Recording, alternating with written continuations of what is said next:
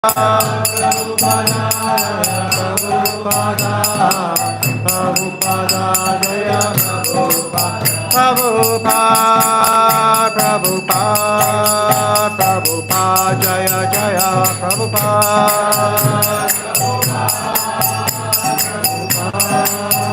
Prabhupada, Jaya Jaya Prabhupada.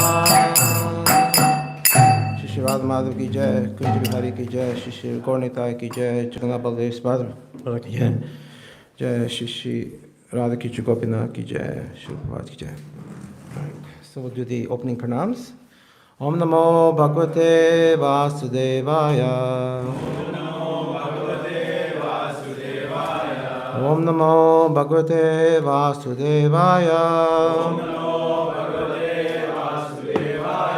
Om Namo Bhagavate Vasudevaya.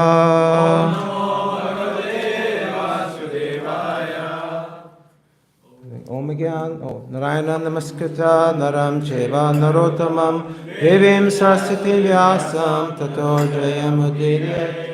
Before starting the Shema Bhagavatam, which is very means of conquest, one should offer respectful obeisances unto the personality of Godhead, Narayana, unto Narayana, Rishi, the foremost human being, unto Mother Saraswati, the goddess of learning, and unto Srila Vyasadeva, the author. Mr. Bhaktareshu Nityam Bhagavata Sevaya Bhagavatim Shloke Bhaktir Bhavati Nashtiki. By regular attendance of classes on the Bhagavatam and by rendering our service to pure devotee, all that is troublesome to the heart is almost completely destroyed, and loving service unto the personal Godhead, whose praise we transcendental songs established as an irrevocable fact. Om Gyan Timrandasya Gyanandana Shlakaya Chakshulletam Yena Tasmei Shri Gurave Namaha. I was born in darkness, ignorance, and spiritual master opened my eyes with tortural knowledge. Often I expect the graciousness unto him. Okay. Jai. So thank you all of you. It's a real pleasure to be here.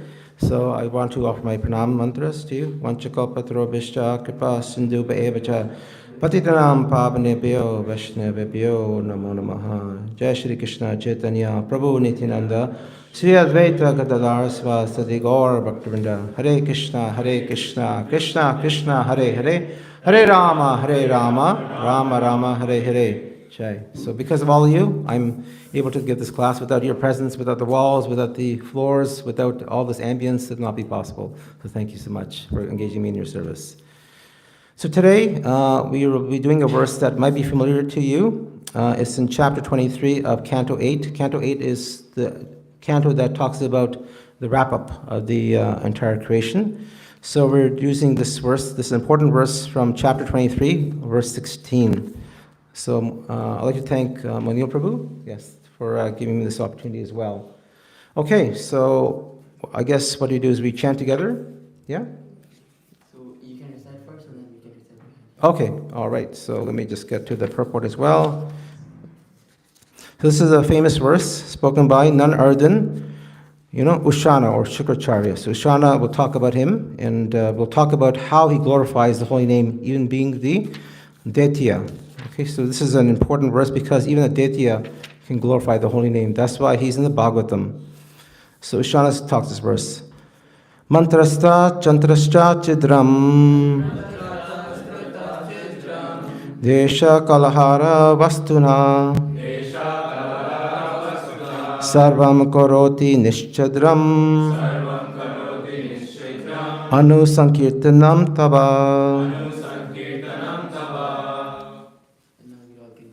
Okay. Mantras tantras sidram. Mantras tantras sidram. Desha kal aharha vastuta. Sarvam karoti nishcharidram. Anu sankirtanam tava. Mantratas tantratas chidram Desha kalara vastutaha Sarvam karoti nishcharidram Anusankirtanam Tava.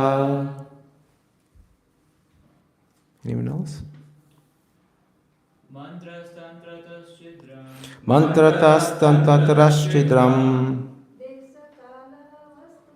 Desha-kalara vastutaha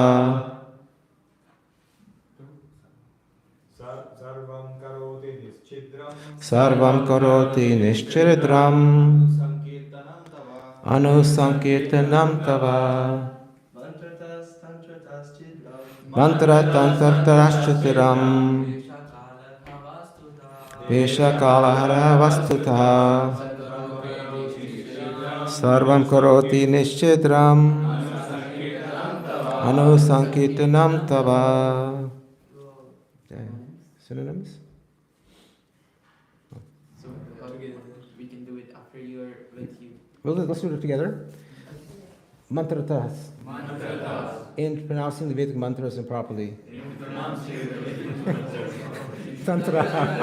You're following what it says here. Discrepancy. In the matter of country, kala, and time, arha, and recipient, vastutaha, and paraphernalia, sarvam, all these, karoti, makes, nishchidram, without discrepancy, anusankirtanam, constant chanting the holy name, tava, of your lordship. Translation appropriate by Srila Prabhupada. So, again. Okay, sure. There may be discrepancies in pronouncing mantras and observing the regulated principles. And moreover, there may be discrepancies in regard to time, place, person, and paraphernalia. But when your Lordship's holy name is chanted, everything becomes faultless. Purport. Okay, Nityananda Prabhu, you had your hammer first. Maybe you can read, let's see how long the purport is. Oh, it's not that long. Maybe you can read 1/3, and the Matajis can read 1/3 and back to Prabhu's. Okay?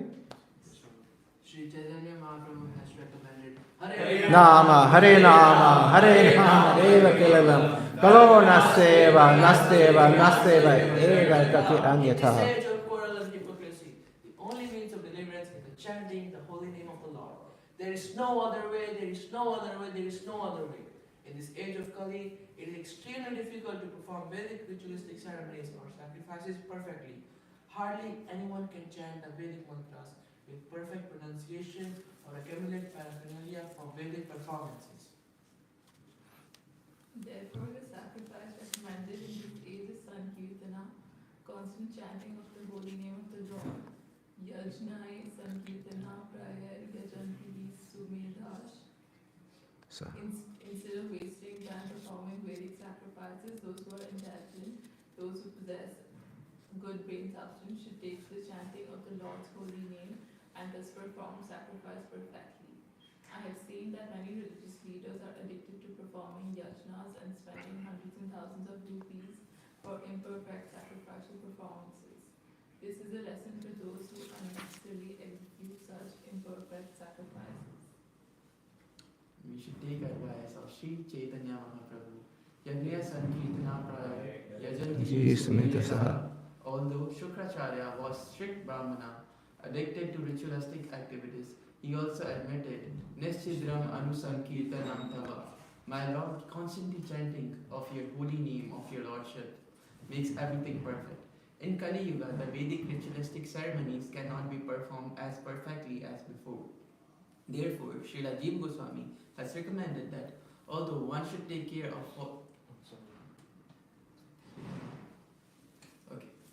Although one should take care to follow all the principles in every kind of spiritual activities, especially in worship of the deity, there is still a chance of discrepancies, and one should compensate for this by chanting the holy name of the Supreme Personality of Godhead. In our Krishna consciousness movement, we therefore give special stress to the chanting of Hare Krishna Mahamantra in all activities. Thank you so much. Om Tat Sat. Jai. So just a couple of things in this purport before we go on to the reflections. So Prabhupada has mentioned this quote. It's from the Brihadaranyaka Purana.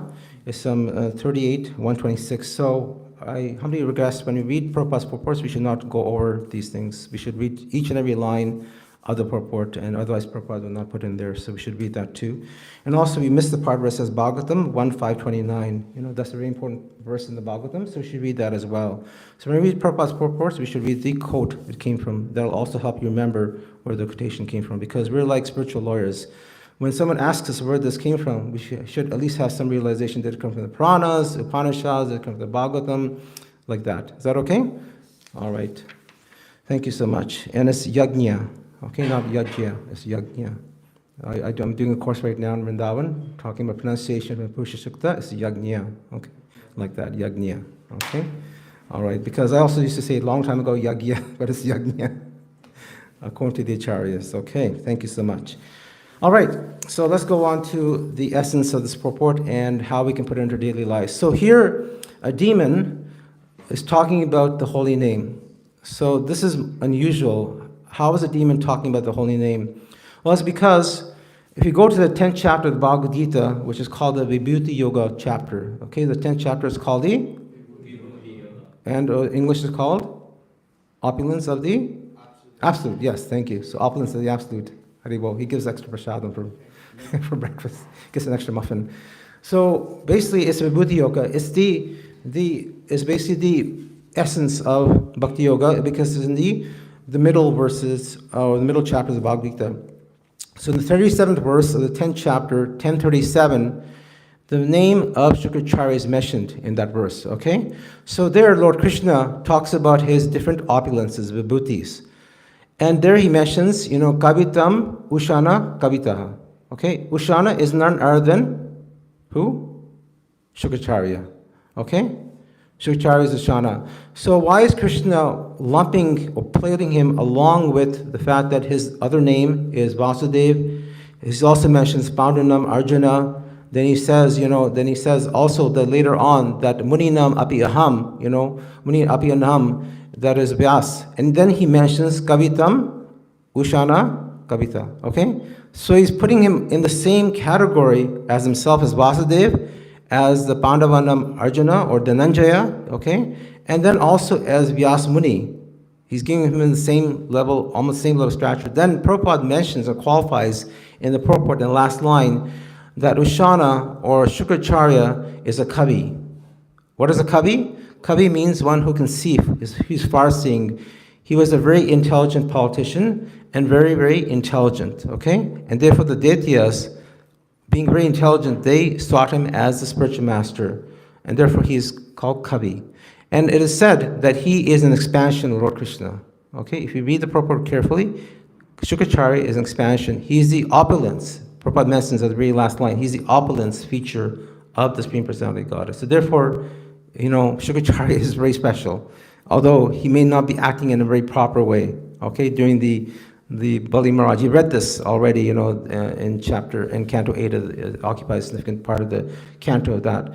So therefore, Shukracharya is mentioning the importance of the glories of the holy name. So we'll talk about a few of these things and examples. Now, the important thing is that in this verse that we just mentioned, mantras, chantarashas, chidram, that is that when we pronounce mantras, that we can often pronounce them improperly, right? And the famous story goes in the Bhagavatam, in the 6th canto, that when Twasta was wanting a son to kill Indra, right? Indra was worried that Vishwarup, the first son of Twasta, when you go back to the early part of canto 6, that he was taking sacrifices from the yajna and giving it to the daityas, the demons. And therefore Indra was worried, so he killed him. And Vishwarup, being the son of a Brahmana, was also Brahmana. Then Twasta, he chanted a mantra. He chanted a mantra called Indra Shutro Bhavasa, like that, something like that. But he chanted it improperly. He said that I want a son who will be a Shutru of Indra, to kill him. But he chanted improperly, and therefore a son was born known as Vritasura, right? Vritasura was born, very powerful. But instead of being able to kill Indra, Indra killed him because his father Twasta pronounced the mantra improperly. So therefore, what it means is that if Twasta cannot pronounce the mantras properly, being, a very great sage, then who are we, right? And therefore, Shukracharya qualifies that in this age of Kali, Kaloti Dari, Kirtanat. it mentioned that in Canto 12 of the Bhagavatam. That is that the main recipe or the prescription for this age is the Harinam Sankirtan. That is the yagya or yagnya, okay? Yagnya for this age. I just did it like that. It's the yagnya for this age. All right. So let's talk about some leelas in the ISKCON of pronunciation. So one time there's a story that Gauranga Prabhu, you know Gauranga Prabhu, right? The famous, preacher in YouTube, Gauranga Prabhu from ISKCON Chopati. So one time he was in Yarabada jail. Is that okay? The sound is okay? So he was in Yarabada jail in Pune. How many of you are from Pune? Or have been to Pune? Okay, yes. So there's a jail there. You know this? You know the story? Okay, so he went to this jail called Yarabada jail. And there they have the topmost criminals. So you have to be very qualified to get into jail. Okay, you have to commit at least 1 or 2 murders to get into jail. Okay, not like going to 7-Eleven and robbing it. You have to do something big. And Mahatma Gandhi has been in the jail. Jawaharlal Nehru has been there. Subhash Chandra Bose has been in the jail. So you have to be, an advanced jail person to go in there. So he was asked by the Assistant Commissioner of Police to give a pravachan, a talk there. He's giving a talk, and the best thing he said that when you do jail pravachans, that attendance is always guaranteed because they have to come to the morning program. They have to come to the morning program. So he had 500 jailers come, and these are all hardcore, criminals. So he was not too sure how things will go. Anyways, he was on stage and with police, and then he gave his talk, and at the end of the talk, he opened it up for questions. And this one guy in the back raised his hand, and he said that, I have a question. He said, sure. He said, no, I want to come up to the podium and ask this question. So Gauranga Prabhu, when he saw him, he said, okay, but who is this person? He asked this Assistant Commissioner of Police. He said, this person has already committed 12 murders.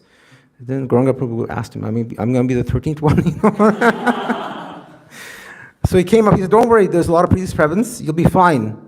So this guy came at the podium and asked him a question. He said, you just chanted the Hare Krishna mantra, but you chanted Hare Ramo, Hare Ramo. It's not Hare Ramo, it's Hare Rama, according to the Puranas and Upanishads. When he said that, then all the other jailers, they clapped. They said, we have a Pandit among our group. This is amazing, we have a Pandit.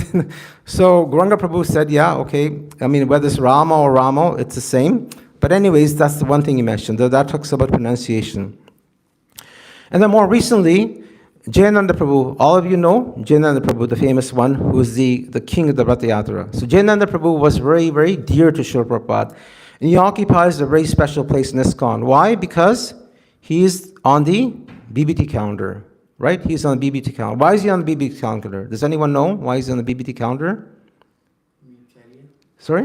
Because Prabhupada told to have him in that thing. Because he made the That's one thing. But on the calendar, because Prabhupada said that he is the first ISKCON Vaishnava saint. And because he's first ISKCON Vaishnava saint, we have to, appreciate and recognize his appearance and disappearance day. Okay? His Tirabhavan, Avirabhav, like that. So you'll see that on the BBT calendar. So Jayananda was very special to Prabhupada. In fact, when he left his body, he had some type of blood cancer. He left his body on May 1st, 1977, during the Brahma Muhurta time. He left his body. And when he left his body, they had a garland of Jagannath around his chest, and they had Srila Prabhupada chanting the Hare Krishna mantra. And then 5 days later, Prabhupada wrote him a letter. After he had left his body, he wrote him a letter on May 5th, 1977, and said that, I am greatly missing and feeling your separation. This is Srila Prabhupada, the ISKCON Acharya founder for the next 10,000 years. He said that I'm greatly missing your presence, okay, to Jayananda Prabhu. So Jayananda Prabhu occupied a very special place, and Prabhupada wrote in a letter that I'm sure that you have heard the Hare Krishna mantra, and therefore you have gone back to Golok Vrindavan Dham. What a glorious departure. And he said that your departure is glorious, and we should all follow his example of Jayananda Prabhu. Jayananda Prabhu, we could talk about him, but he was very special, and therefore he's called the first Vaishnava saint. But the problem with Jayananda Prabhu is that he liked simple things. He did not like reading too much.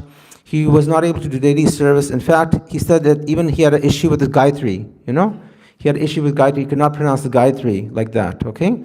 So he did not do mantras, but he was very close to Srila Prabhupada. So that simplicity is much, much more important than any erudite scholarship.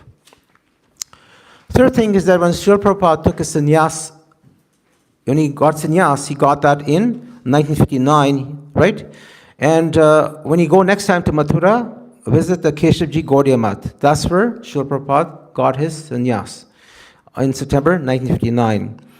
And at that time, during his sannyas, the mantras were going on, but Prabhupada's godbrother who was sitting next to him, his name was Krishna Das Babaji Maharaj.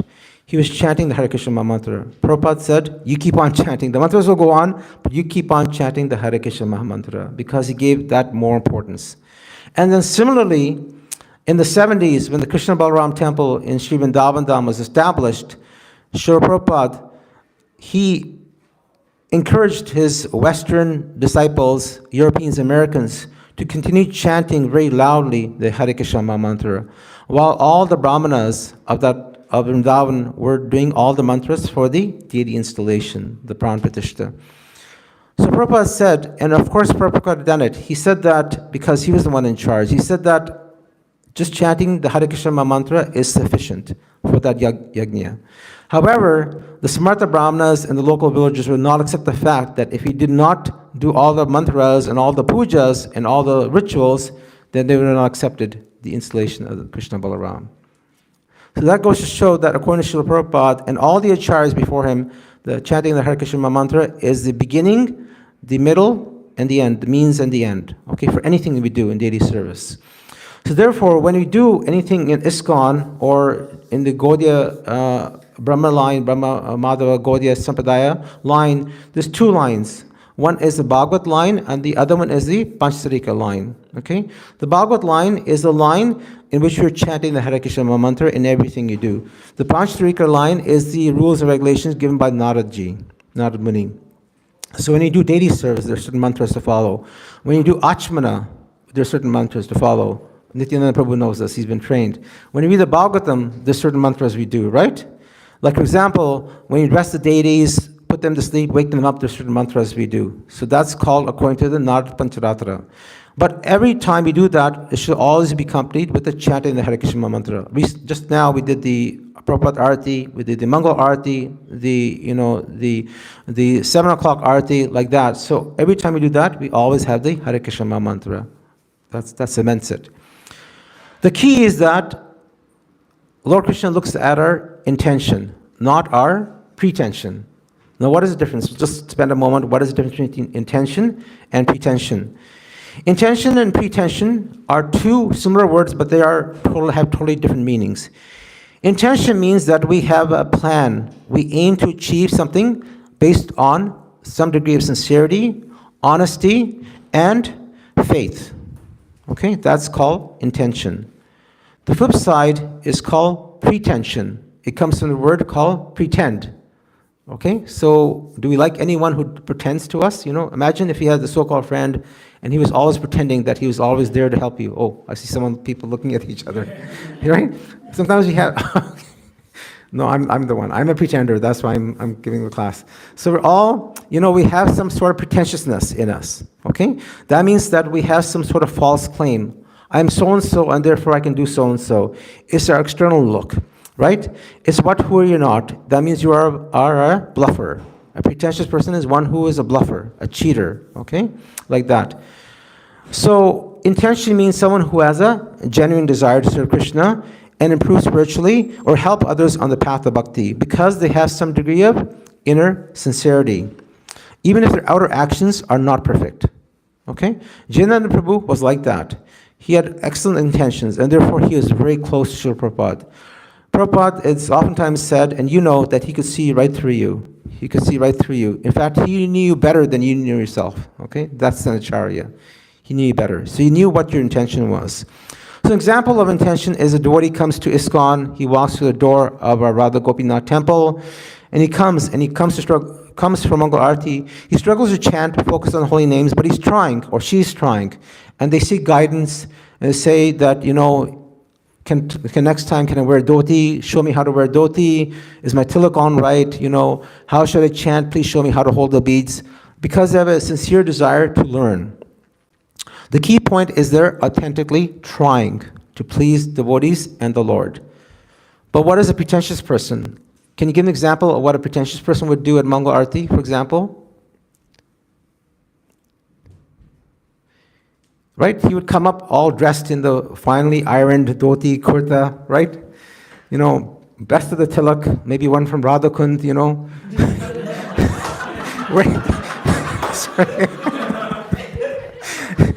Wearing, you know, five beads around his neck, you know, like Bhaktisiddhanta Saraswati Goswami Maharaj, you know, like that. And he comes, he looks pakka, right? Pakka. But then you say, Prabhu, please, we have some vegetables came up. There's no one to cook. Oh, no. I don't want to put a spot on my dhoti, kurta, you know. So that is someone, I'm not pointing fingers, but that is someone who is pretentious. That outside they're one thing, inside they're something else, okay? Like that. So that's called pretentious. So my dear devotees, who do you prefer? Do you prefer someone who has good intentions or good pretensions? Good intentions, right? And who does Krishna prefer?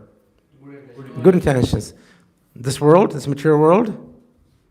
Yes.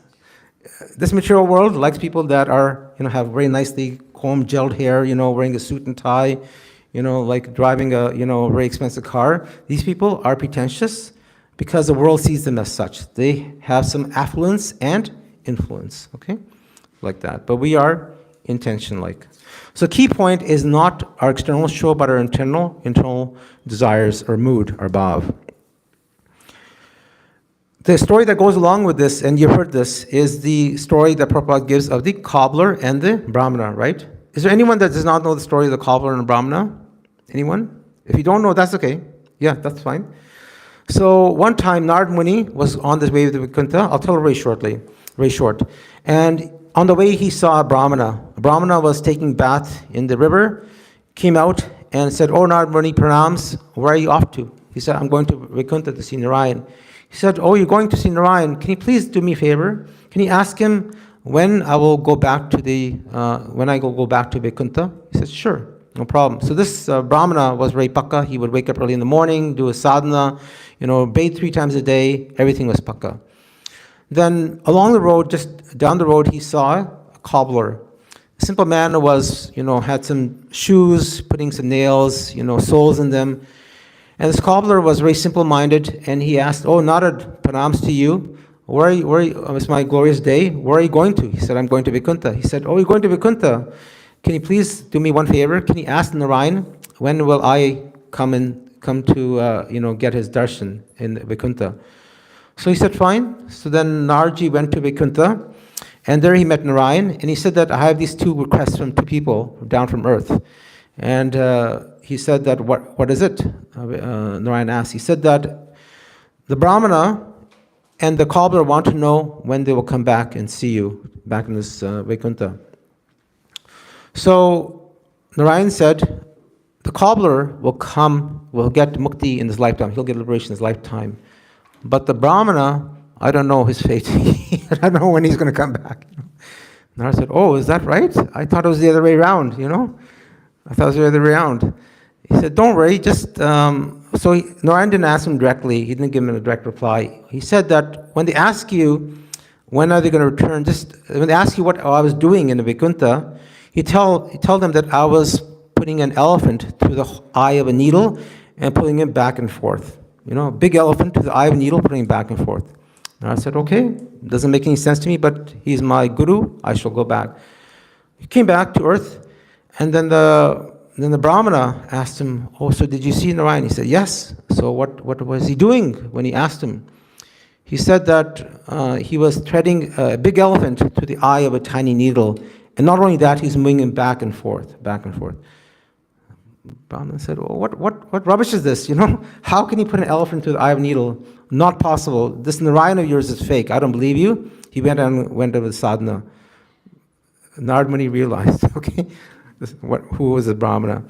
They went to the simple cobbler, and he told this cobbler, "Did you see Narayan?" "Yes, I saw Narayan." "What was he doing?" "Well, he was putting this elephant through the eye of the needle and moving it back and forth." Cobbler said, "Wow. This is so wonderful. You know, my Lord can do anything."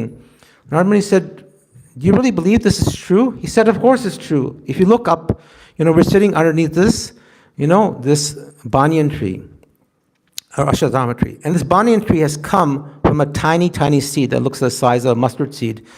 But if you look at this tree is huge, and out of this tree have come thousands and hundreds of thousands of different fruits from one little seed. So the Lord can maintain and float all these planets and universes with just his external energy. Then why can't he put in a simple elephant to the eye of a needle? And then right away you knew who is pretentious and who has good intentions. The story of Bob Compler and a Brahmana. All right. Now let's go back to the Shastras. Let's because we have to do some, prayascha. You have to do some hard work now. All right. So the Shastras say, Kalota Dari Kirtanad in the Canto 10 of 3:12:3, I think 52. Kirtaya Deyato Vishnum Treta Yad Yajato Makhai Dvaparam Pricharayam Kalota Dari Kirtanyad. 12:352, I believe it is. Is that right? Okay. 12:3. Anyways, so what it means is that whatever result that you get in Sati Yoga from doing that to Vishnu, that is meditating on Lord Vishnu, the same result will give you in Treta Yoga by doing, sacrifices. And then in the Dwapara Yoga, Paricharyam. Paricharyam means to offer obeisances to the Supreme Lord, serving the Lord's will, Lord, temple worship. And then by doing Harinam Kirtan, yes, it's right there, Harinam Kirtan, Harikshama Mantra, that will be achieved in Kali Yuga. So Kali Yuga grants us this very great boon, a very great boon. Similarly, in the Narad Pancharatra, so this is a book, Pancharatra was spoken over 5 nights. That's what it's called, Pancharatra, by Narad Muni, okay? And there's a very famous verse. And you can repeat with me, because it goes like this, Yadi Hari, tapasya tatakim, Yadi Haris tapa tataskim. So the first line and the first word of that verse is different. The first word of the second line is different. The third word of the third line is different, and the fourth word of the fourth line is different. But Yadi Hari Tatas Tatakim, okay? You can probably pull it up. You can look up Aradito Yadi Hari. Aradito Yadi Hari Tatas Tatakim. So that 5 letters after that are all the same. So the verse goes like this. Aradito Yadi Hari Tatas Tatakim. Anara Adito Yadi Hari Tatas Tatakim. Antar Bahar Yadi Hari Tatastatakim. Na Antar Bahar Yadi Hari Tatastatakim. Right? Thank you, Prabhu. Right there. So it's very easy to memorize. If you're looking for a verse to memorize today, memorize this verse. This is spoken by Narad Muni. So what does this verse mean? Aradito means to worship. If you worship the Supreme Lord, then there's no need to do extra penances and austerities, right? But if you don't worship the Supreme Lord, then what is the value of all your penances and austerities, right? Similarly, if you do not see the Supreme Lord everywhere, his energy everywhere, then what is the worship, what is the benefit of all your penances and sacrifices? But if you see him everywhere in everything you do, internally, externally, then your sacrifices and tapasya are all complete. This is according to Narad Muni, one of the 12 Mahajans. Is that okay? All right. The key thing that we have to remember that when we advance on the spiritual path, we do 2 things. We do rituals and you do spirituals. Okay? But sometimes what happens that when we do spiritual things, they become more ritualistic.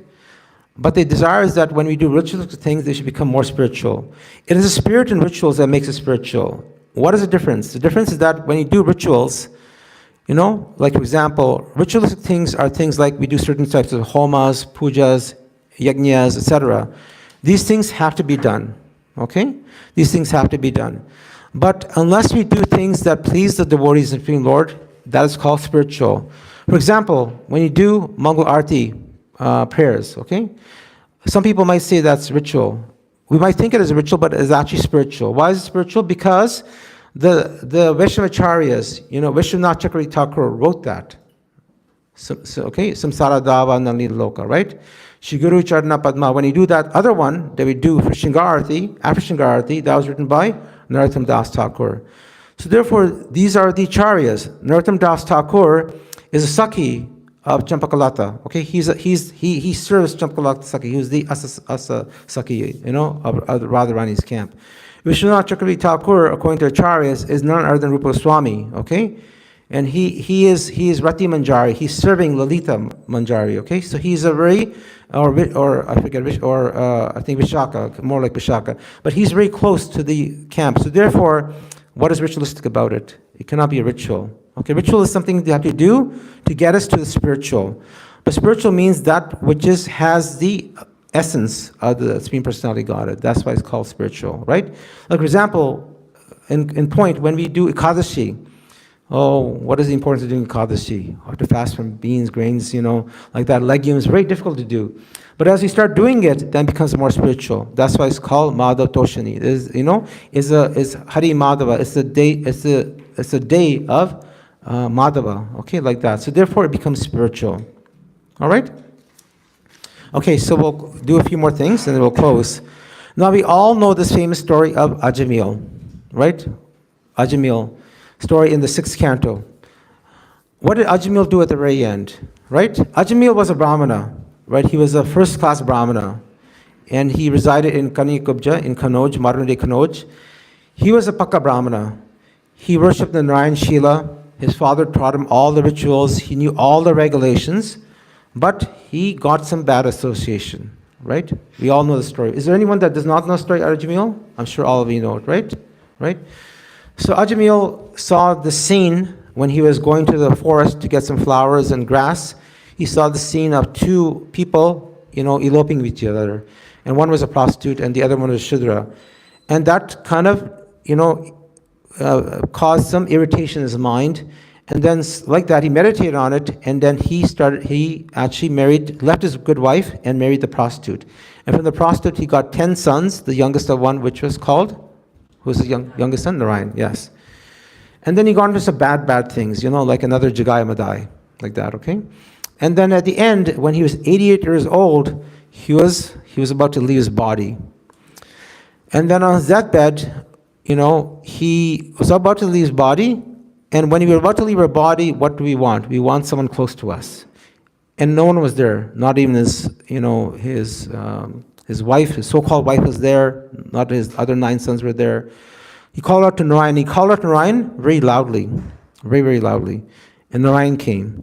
And then at that point, the Yamadutas came. 3 Yamadutas came, and we know the story. They wanted to take him back to Yamalok, okay? Because he had a date with Yamaraj.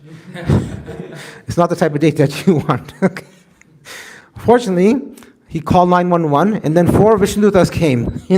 They came and gave him CPR, and they shocked him, okay? They shocked him.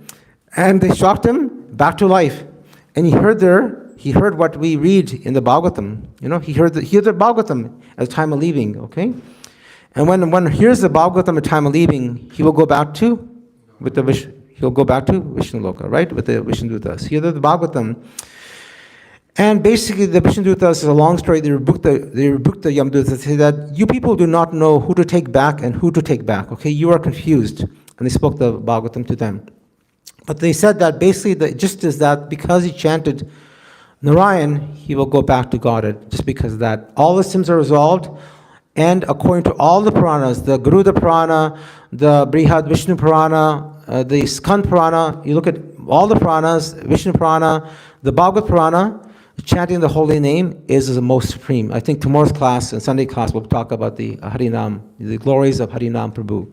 Right? You'll get an extra dose of that. So make sure you go for that class. Therefore, he was saved at the end. Okay? Of course, the acharyas say that we think that he was actually calling her his son, but according to 3 acharyas, Sridhar Swami, who gave a commentary of the Bhagavatam, Viraraghava Swami, another acharya, they all say that he was actually thinking about Narayan at that time. His son, but he was also thinking about Narayan because he had a Narayan Shila. Brahmanas at that time had a Narayana Shila in the home, and he would take care of the Narayana Shila. Therefore, he thought of Narayan at the time of leaving, and he went back to Godhead, although his mind was also on his son, like that. That's the glorious departure of Ajamil.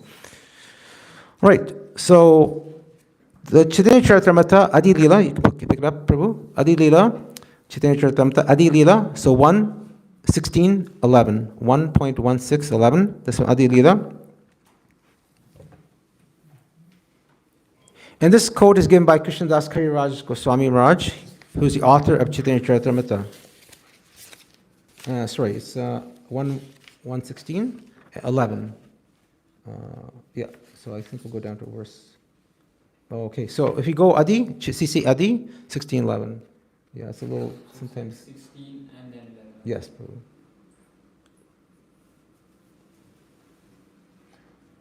So this talks about a bookworm, okay? This talks about a bookworm. So sometimes when we read Shastras, we become too grossed up in the what's in the Shastras. So someone can read this verse probably. Yes. Bahu Shastre Bahu Vakye Chitte Brahma Maya Satya Sadhana Shrestana Satya Sadhana Shrestha Nahaya Nishchaya. And then the brothers can read the translation, please. Mataji's. If one becomes a bookworm, Mataji. Ma- One becomes a bookworm, reading many books and scriptures, and hearing many commentaries and instructions of many men. This will produce doubt within the heart. One cannot in this way ascertain the real goal of life. And we'll just read a bit of the purport, maybe back to the Prabhus. In Srimad Bhagavatam 7:13a, it is said, Granthan Naiva Vyashashe Bahunam Na Vyakyayam Upayunjita. One should not read many books, nor should one try to make a profession of reciting many books, especially if one is a devotee. One must give up the ambition to be a learned scholar and in this way earn a worldly reputation and financial facilities.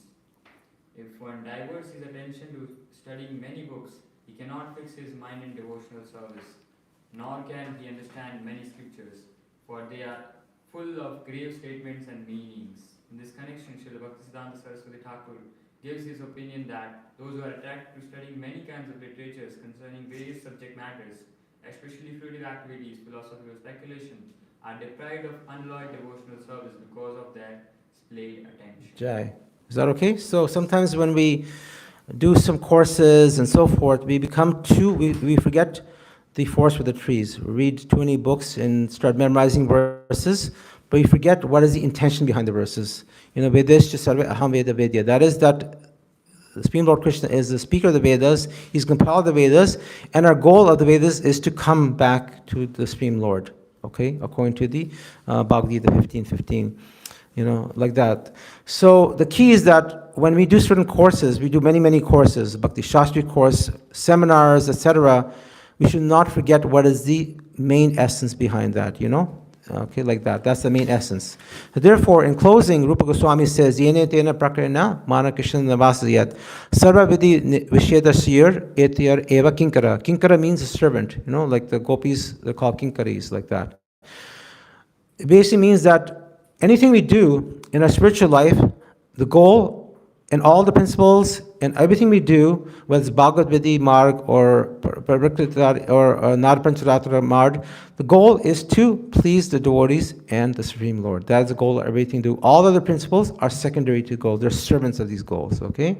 Yenetena prakarana mana krishna vasya. That's from Bhakti Rasamrita Sindhu 1-4, like that. So in closing, I'd like to just summarize that, number one, Krishna looks at the sincerity more so than a display of intellect or external show. Two is that chanting the Hare Krishna mantra is the most important activity in this age of Kali. Srila Prabhupada, I can't find the verse, but it says, many times people have said that, he said, and someone can maybe verify it later on, that 99% of everything we do, whether we're reading, daily service, cutting of vegetables, doing Rati Yatra, volunteer, these are because of the degree of how well we chant. 99% of everything we do is based on our quality of chanting the Hare Krishna mantra. And the third thing is always keep Krishna as your focal point within our vision and without. That is inside us and also in our relationships with all other devotees and the world. Thank you so much. Srila Prabhupada Ki Jai, Nanda Kortaveshik Jai, Gaur Pranadi, Hari Hari Bol. So end there. We have a few minutes. Any comments or any questions? Yes. So I think the hand in the back. Sorry, Prabhu. Please tell your name. I'd like to. Rohan Prabhu. Yes, Prabhu. Thank you for the wonderful class.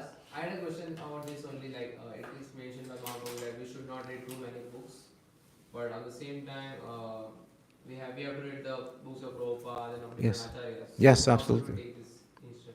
Yes. So the thing is that we should do it, this instruction is that we should always, at the end of reading the book, what is the purpose of reading the book? We should keep the purpose in mind. The purpose is, have I memorized 10 shlokas today and then I can give them in class, or is it because it's for the pleasure of the devotees to get the essence of what I read? So if we keep the essence in mind, and according to Bhaktisiddhanta, the essence is not to show off to people, to understand that we know from all these stories that are in Bhagavatam scriptures, they're meant to us to bring us a step closer to the Supreme Lord. Just like you get Bhagavatam class, you get taking an extra step towards the Lord. That's how we keep that. Is that okay? Yes. Oftentimes when I prepare for class, I get caught up in reading verses and going, then you say, oh, this is a nice book, you know. Like, for example, just to mention, going off track, you know, the story about the Vasta, you can read about it in Canto 6, is actually mentioned in the Taittiriya Gautamiya, which is a part of the Yajurveda. Now, this is an external thing. This is not something we would mention in class, right? But if you want to know it, read it, but some things in a class like this is not necessary like that. You know, sometimes people bring things from the Upanishads, mention it once, what value does it have? You know, how is it going to help us in our chanting? It might help us to find the source, but it's not necessarily going to bring us any closer to that. It'll make us a bookworm. Bahu Shastra. Jai. Yes, Prabhu. Bahu Shastra, Bahu Vakya.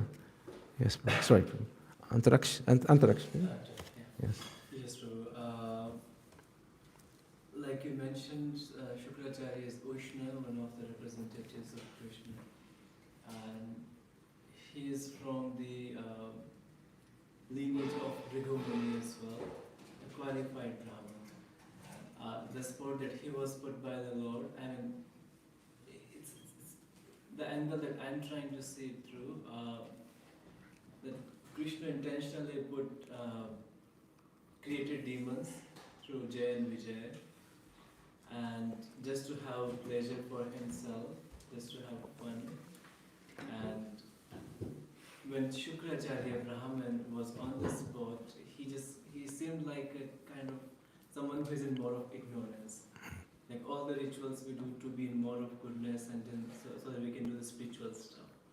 But here, the way he was acting and leading the demons, especially during Prahlad Maharaj's time and Bali Maharaj's time, it's like it seems more of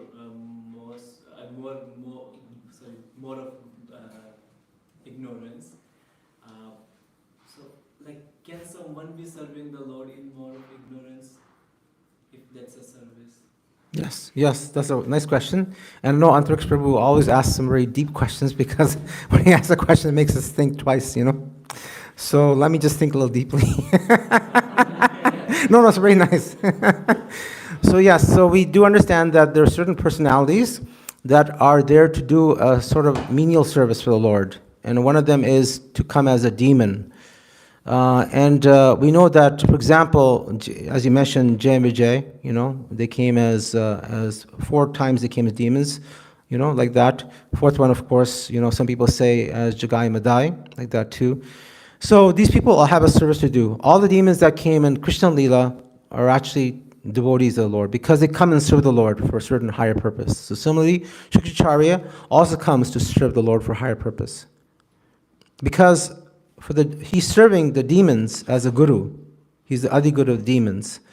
And we understand that in this creation, there's creation, sustenance, and destruction. So for sustenance and destruction to happen, we have to have people that are demoniac. Otherwise, Lord Shiva would have no work cut out for him. Right? So therefore, people that are demoniac have work cut out for it, and therefore they need a leader. And that was chosen as Shukracharya. Terrorism is somewhere God's choice. Sorry, terrorism? Terrorism is somewhere Krishna's choice to be there in this material world. Well, okay, so yes. Before demons were doing like this, stole demigods' wives, their properties, and everything Yeah. was destructive. Yeah. I mean, that was whole-scale terrorism. Yes, whole-scale terrorism. We can say it that way. They did a lot of bad things, and yes, that is meant for a specific reason because the demigods also did some things that were not so proper as well too.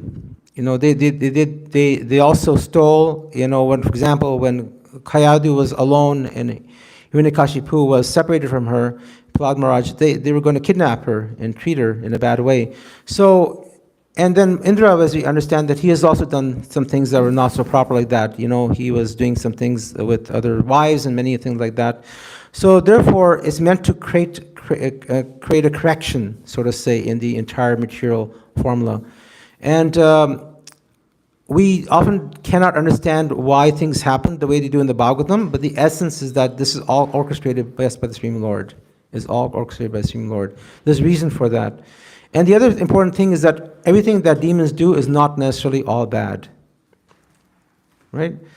Like, for example, towards the end of the 10th canto, we hear that, like, for example, Lord Shiva fights with Lord Krishna.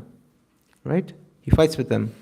When they have the hot weapon and the cold weapon, like that. So he fights with them. So there's reasons why the demons are fighting.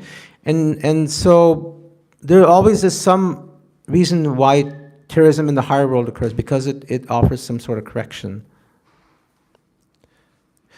Also, the important thing to understand is that Shukracharya, while he acted as a demon, he was blessed by two people.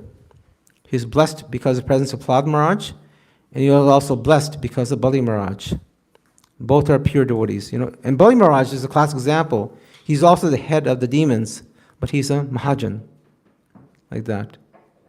So sometimes things may appear a bit wild, from the Wild West, but at the end of the day, if it's in the Bhagavatam, Dharma Parojita Ketavo, like that. That is, that anything that's in the Bhagavatam is free from this cheating propensity, is free from the four Dharma, Artha, Kama, and Moksha. It's completely free from that. So it's a short answer, but I hope that answers your question, Prabhu. Yeah? Thank you so much. Okay, so we'll close. Vanchakalpatro Vishya, Kripa Sindhu Bevacha.